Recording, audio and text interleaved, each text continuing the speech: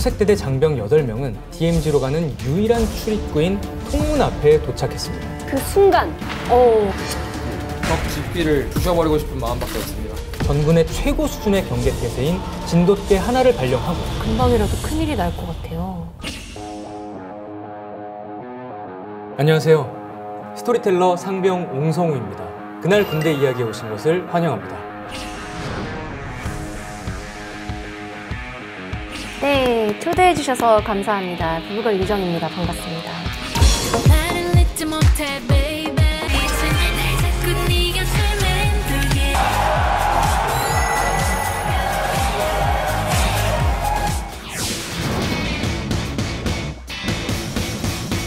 네, 반갑습니다.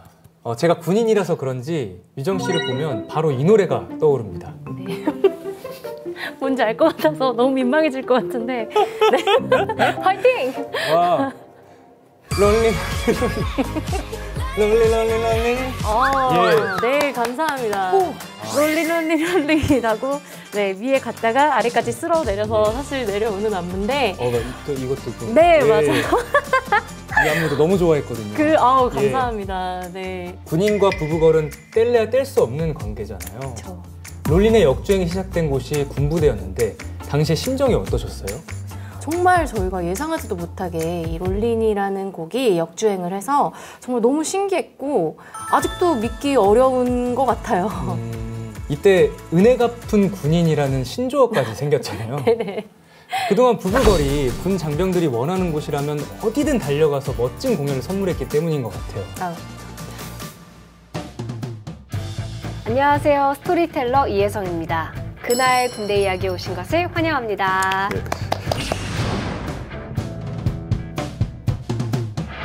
네, 안녕하세요. 연기자 이상진입니다. 그냥 손흥민 선수를 닮았다고 하는 게 아니라 저는 이탈리아 BMT, 빵은 파마산. 반갑습니다.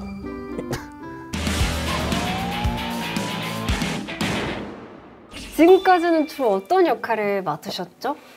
극을 환기시켜줄 수 있는 코미디를 하는 역할을 많이 맡았어요. 심정에서는 완전히 선한 거는 아니고 답답한데 또 귀엽기도 하고 뭐 재밌는 역할이었고 소년시대에서는 얄미운데 뭔가 나도 모르게 지켜주고 싶기도 한 그런 캐릭터였어요. 맞아요. 그럼 앞으로 맡아보고 싶은 그런 캐릭터가 있을까요? 보여주고 싶은 캐릭터나. 악역을 한번 보여드리고 싶어요. 돈 많고 아나무인하고 막 소리도 막 지르고. 뭔가 상상이 안 되는데요? 독특한 캐릭터가 나올 것 같은데요. 많이 기대하겠습니다. 오늘 들려드릴 이야기는 우리 국군 장병들을 아주 분노하게 만든 사건이었는데요. 당시 현장에 있었던 한 장병의 인터뷰를 보여드리겠습니다. 지금 심정으로는 다시 그 지역으로 가서 해당 적 GP를 부셔버리고 싶은 마음밖에 없습니다. 우리 아군이 고통을 느낀 만큼 수만 배 갚아주고 싶은 마음밖에 없는데 기회만을 기다리고 있습니다. 인터뷰하신 장병분께서는 담담하게 말씀하셨지만 눈빛에서 분노가 느껴지는 것 같아요. 네, 분노한 현역 장병들 중에는 깜짝 놀랄 만한 선택을 한 사람들도 있었습니다. 전우들과 함께 끝까지 싸워 이기겠다는 각오로 전역을 연기했습니다. 전시에도 간부들을 믿고 함께 싸울 수 있다는 자신감으로 전역 연기를 결심했습니다. 나라가 있어서 국민이 있고 국민이 있어 우리가 존재한다는 생각으로 전역을 연기했습니다. 우리 장병들이 어떤 선택을 했는지 아시겠죠? 전역 연기라니 좀 솔직히 놀랐어요. 저도 이제 예비역 병장이라서 잘 아는데 네. 전역을 미룬다는 거는 정말 말도 안 되게 어려운 일이거든요. 근데 예비역도 예외가 아니었습니다. 조국을 위해서 재입대를 하겠다. 당장이라도 나가서 싸우겠다. 군복과 군번줄 사진을 올리며 재입대를 희망하는 게시물이 SNS를 가득 채웠습니다. 대체 어떤 사건이길래 현역 장병은 전역 연기, 예비역은 재입대까지 결심하게 됐는지 정말 궁금하네요. 궁금하시죠? 오늘은 DMZ에서 벌어졌던 대한민국 국군의 전우회와 애국심을 불타오르게 만든 사건에 대해 들려드릴게요.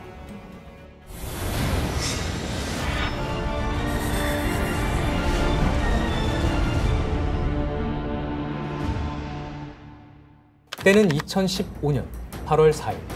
수색대대 장병 8명은 DMZ로 가는 유일한 출입구인 통문 앞에 도착했습니다. 유정 씨는 DMZ에 대해서 들어보신 적이 있으신가요? 네, 들어봤어요. 그 비무장 지대라고 하잖아요. 말 그대로 군인들이 무장을 하지 않는 지역인데 북한과 가장 가까이에 있어서 정말 위험한 곳으로 사실 알고 있어요. 맞습니다. DMZ는 남북이 대치한 최전방이기 때문에 수색대대 장병들은 정기적으로 수색과 매복 작전을 펼치고 있습니다. 북한군과 맞닥뜨릴 수도 있잖아요. 이 투철한 사명감 없이는 해내기 힘든 위험한 임무인 것 같아요. 맞습니다. 존경스럽다는 생각이 들어요. 정말 목숨을 내놓고서 근무하시는 거니까. 그렇죠. 먼저 김정원 하사가 자물쇠로 통문을 열고 들어갔습니다. 문 위쪽에 폭발물이 있는지 확인을 하고 이상이 없자 팀원들에게 들어오라고 수신호를 보냈습니다. 아무래도 좀 위험한 지역이라서 작전이 굉장히 조심스러울 것 같아요. 후발대 하재헌 하사가 통문 바깥에 발을 내딛는 그 순간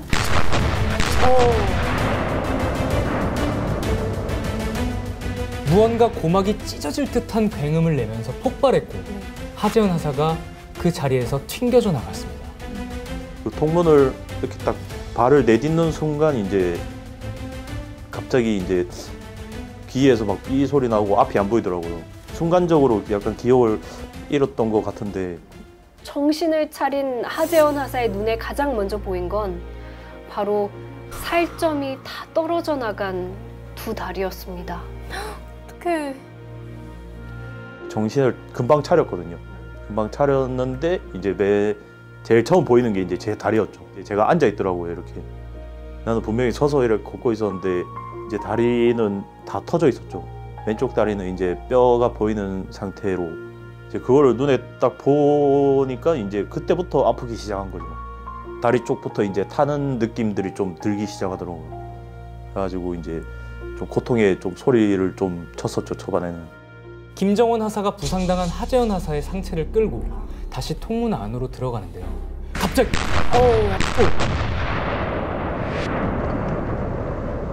통문 안쪽에서 2차 폭발이 일어났습니다.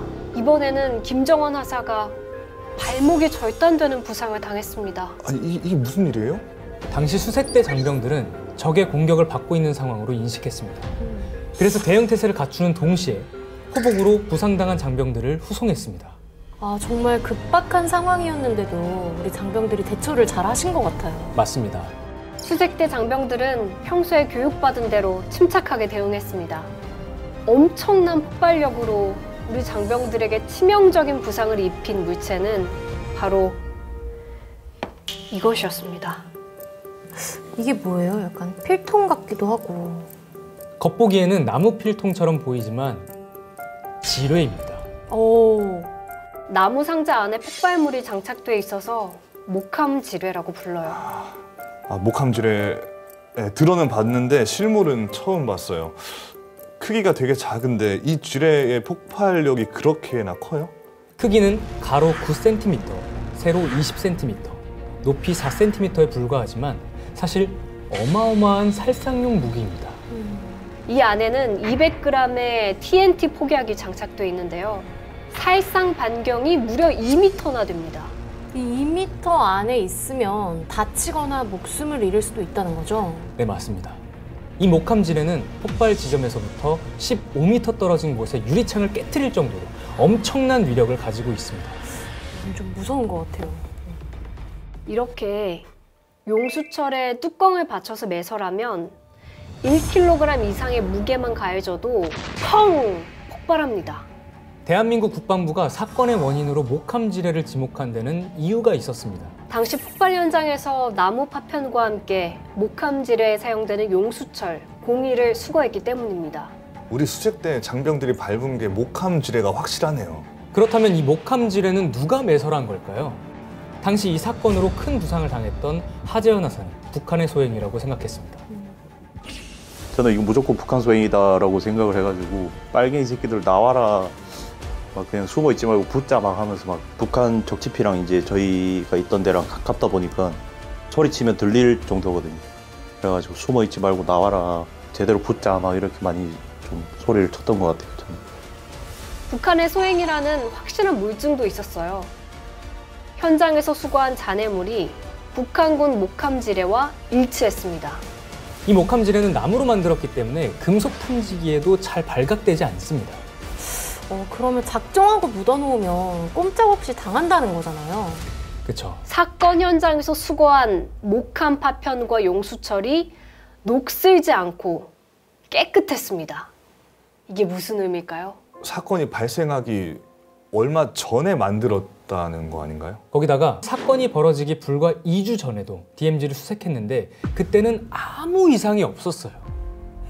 사건이 발생하기 1, 2주 사이에 의도적으로 묻어놨다. 우리 장병들 다치라고. 이거 진짜 너무 괘씸한 거 아니에요? 그렇죠. 지뢰를 매설한 장소도 다분히 의도적이었어요. DMZ로 가는 유일한 통로인 통문 아래였잖아요. 그러니까 이거 완전히 북한이 의도적으로 도발을 하는 거잖아요. 근데 일부에서는 북한의 의도적인 도발이 아니라 목함 지뢰가 북쪽에서 떠내려왔을 가능성을 제기했습니다. 2010년 장마철에 목함 지뢰 수십 개가 떠내려온 적이 있었거든요.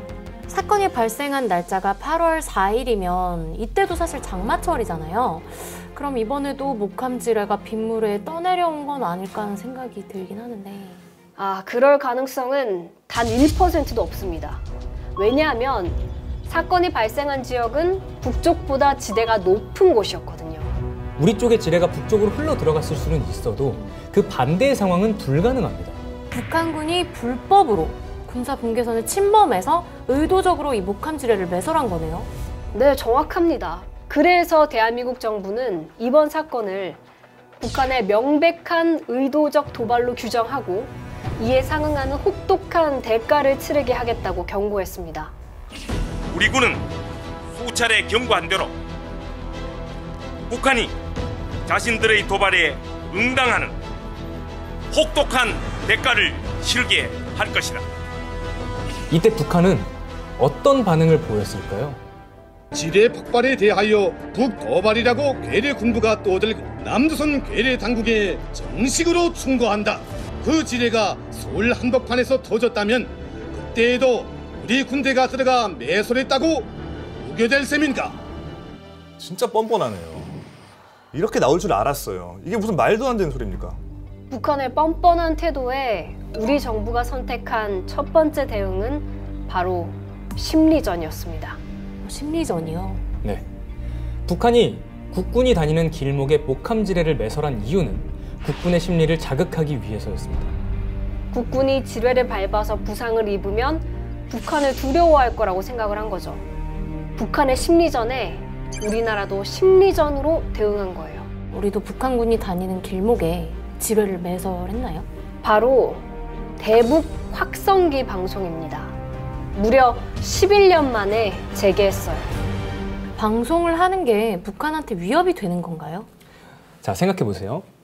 북한의 실상을 고발하고 대한민국 체제의 우수성을 선전하고 거기에 중독성 강한 한국 가요까지 이런 방송이 하루에 10시간씩 나오면 어떨 것 같아요?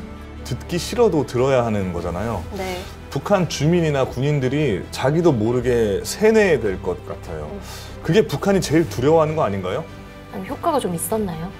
그 효과는 대북 방송을 시작한 지 열흘 뒤인 8월 20일에 나타났습니다. 바로 북한군이 대북 확성기 방향으로 포를 쏜 거예요. 네? 아니 포까지 쐈으면 그냥 전쟁하자는 거 아니에요? 이게 끝이 아니었습니다. 20분 뒤에 3차례나 추가 포격 도발을 했습니다. 48시간 내에 확성기를 철거하지 않으면 군사행동에 나서겠다라며 협박까지 했습니다. 누가 먼저 시작한 건데 진짜 뻔뻔하다. 뻔뻔하죠. 국군도 155mm 고폭탄으로 대응을 했는데요. 무려 29발의 포탄을 북쪽으로 발사했습니다. 잘했네요. 이건 거의 그러면 7배로 갚아준 거네요. 우리 정부는 북한의 도발 가능성에 대비하기 위해서 전군의 최고 수준의 경계태세인 진돗개 하나를 발령하고 접경 지역에 있는 주민 2,000명을 대피시켰습니다. 북한이 그럼 쫄았을 것 같은데요. 북한도 준전시 상태를 선포했습니다. 평사포를 DMZ 안에 전진 배치하고 특수부대원들을 일선 부대로 이동시켰습니다. 전쟁 직전 상황까지 간 거죠? 그렇죠. 이제 우리 차례죠. 한미연합공군이 한반도 상공에서 무력 시위 비행을 실시했고 주한미군은 DMZ 근처로 이동했습니다. 또 K9 자주포도 북한을 조준할 모든 준비를 마쳤습니다. 금방이라도 큰일이 날 것 같아요. 어떻게 됐을까요? 우리 국군의 단호한 대응에 북한이 꼬리를 내렸습니다. 북한이 먼저 협상을 제안했고 목함 지뢰 도발에 대해서도 유감을 표명했습니다. 북측은 최근 군사분계선 비무장지대 남측 지역에서 발생한 지뢰 폭발로 남측 군인들이 부상을 당한 것에 대하여 유감을 표명하였다. 북한의 목함지뢰 도발로 심각한 부상을 당한 김정원, 하재헌 하사는 어떻게 됐을까요? 사실 이야기를 듣는 내내 궁금했는데 어떻게 되셨어요? 수색대 장병들의 신속한 조치로 병원으로 이송이 됐어요. 여러 차례 생사를 오가는 수술을 받았고 그 이후에는 의족을 달고 재활을 시작했어요. 한창 치료 중이던 두 하사의 발언에 모두가 깜짝 놀랐는데요. 바로 부상이 나으면 원부대인 수색대대로 돌아가고 싶다라고 했습니다. 두 하사는 아주 강한 의지를 보였다고 합니다. 수색대대에서 임무를 하시다가 다리를 잃었는데 원복을 하신다고요? 강인한 군인 정신 없이는 불가능한 일인 것 같아요. 진짜 대단하시네요. 그렇죠. 사건이 발생한 지 벌써 9년이 지났습니다. 현재 두 장병은 어떻게 지내고 있을까요? 김정원 중사는 군인으로 임무를 수행 중이고 하재헌 예비역 중사는 새로운 인생을 살고 있어요. 저는 현재 장애인 조정 국가대표로 활동 중이고 2018년도에 첫 시합을 나갔었거든요. 그게 정확히 무슨 시합인지는 잘 기억이 안 나는데 제가 1등을 하게 된 거죠. 이제 전국체전은 이제 전국 다 와서 하는 큰 대회잖아요. 그래가지고 이제 거길 나갔는데 2등을 했었거든요. 2019년도 이제 저는 조정을 시작한 지 얼마 안 됐을 때인데 이제 아시아 선수권 대회가 있었거든요. 거기서 이제 2등을 했었죠. 너무 감동적인데 이 희망을 놓지 않고 장애를 극복하고 정말 멋지게 새로운 인생을 살고 계시네요. 너무 다행이고 너무 멋있습니다. 너무 감동적이죠. 목함 지뢰 도발이 발생했을 때 수색대대 장병들은 자신이 언제 부상을 당할지 모르는 상황에서 부상당한 전우들을 구하고 각자의 임무를 완수했습니다. 자신의 목숨이 위험한 상황에서도 임무를 완수했다고 하니까 우리나라 국군 장병분들 정말 대단하신 것 같아요. 2015년 8월 20일 북한은 기습적인 포격 도발을 자행했습니다. 이때 우리 군은 단호하고 즉각적인 대응 사격으로 북한의 추가 도발 의지를 완전히 꺾었습니다. 이를 820 완전작전이라고 부릅니다. 네이밍이 완전 딱이네요. 이름 그대로 정말 빈틈없는 완벽한 작전이었어요. 820 완전 작전은 북한의 도발에 굴복하지 않는 대한민국 국군의 늠름한 기상을 보여준 완벽한 작전이었습니다. 오늘 이야기를 듣고 어떤 생각이 드셨나요? 북한에게 보여준 대한민국 국군의 단호하고 강한 태도가 우리 국민에게 군에 대한 신뢰감을 갖게 한다는 생각이 들었고요. 전역을 연기한 현역 장병과 또 재입대를 결심한 예비역들 덕분에 저를 비롯한 대한민국 국민들이 안전한 일생을 보내고 있다는 생각이 들었습니다. 나는 과연 저분들처럼 전역을 연기하고 재입대를 할 수 있을까? 라고 스스로에게 물어봤는데 선뜻 대답을 못하겠어요. 북한군 도발에 맞서서 우리나라를 지키는 국군 장병들이 너무 대견하고 존경스럽기도 하고 고맙네요. 대한민국 안보의식을 흔들리지 않게 꽉 잡아줄 진정한 힘은 국군의 희생정신과 사명감에서 나옵니다. 지금 이 시간에도 수많은 대한민국 국군 장병들은 피와 땀 그리고 가족들의 눈물로 우리 조국을 지키고 있습니다.